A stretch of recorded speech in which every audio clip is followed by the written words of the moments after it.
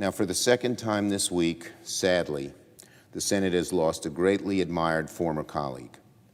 Last night, Carl Levin, Michigan's longest-serving senator, a Harvard-educated civil rights attorney and former taxi driver, passed away after a battle with cancer.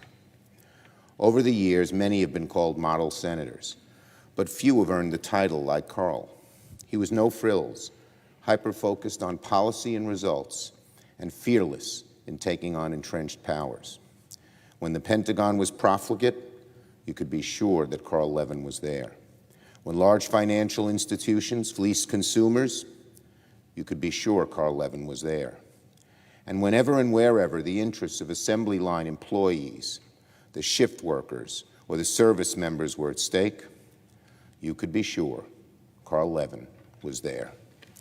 He was Mr. Integrity. Like a true son of the Motor City, he punched the clock at an auto assembly plant as a young man. Decades later, he proudly carried his 1953 union membership card in his wallet, a silent reminder of where he came from and who he fought for. He was certainly not a senator out of central casting. As the tributes came pouring in from all corners of the country, the word most often you'd see associated with Carl is disheveled.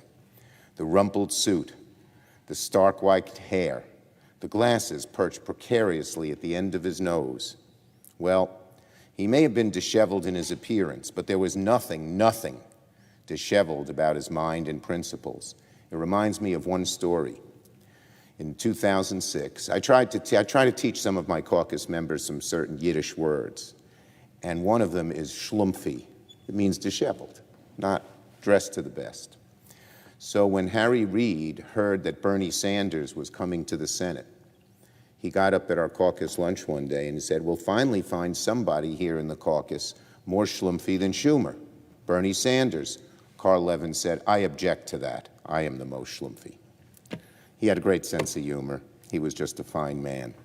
His intellect was fierce, a sharpened blade, designed to cut to the core of an issue or sometimes cut through the unimpressive answers of a witness in front of his committee. To modify a well-known expression, one of the most dangerous places in Washington was the witness chair across from Chairman Levin. And while he was not a veteran himself, the armed forces of the United States could not count on a better friend than Carl Levin. For more than 3 decades, the not-so-invisible hand of Senator Levin shaped America's defense policy. There were large and weighty issues, matters of war and peace, terrorism and national security, billion-dollar budget decisions.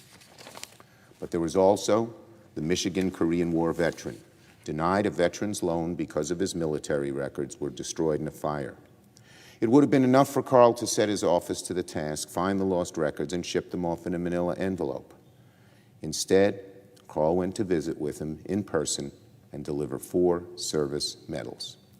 He was an example that inspired and one to aspire to because of who he was and what he's accomplished. The Senate, the state of Michigan, these entire United States and our globe, our world, are much better off thanks to Mr. Carl Levin.